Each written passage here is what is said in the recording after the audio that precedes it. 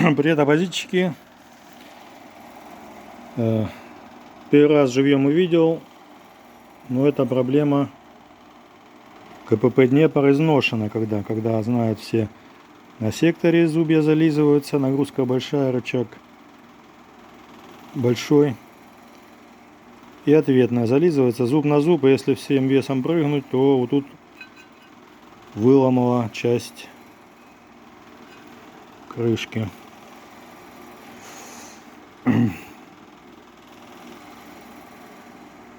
Ну, то есть надо куда-то что-то деться, выдавила. То есть если бы здесь было что-то сплошной металл, конечно, лапка бы просто застряла заводная.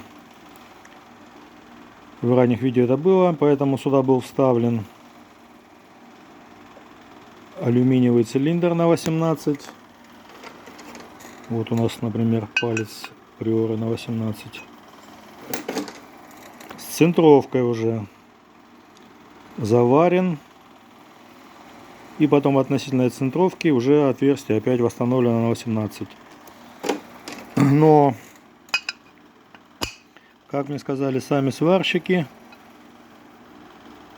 можно просто стальное что-то прижать на 18, то есть алюминий к стали не варится, и заплавить также с чем-то стальным, то есть заплавить, обстучать, чтобы поплотнее стало, и опять заварить, потом восстановить торец.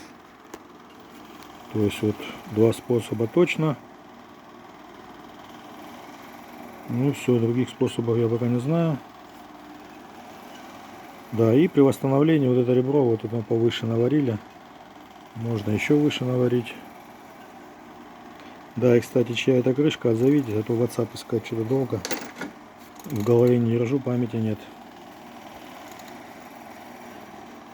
Ну и все.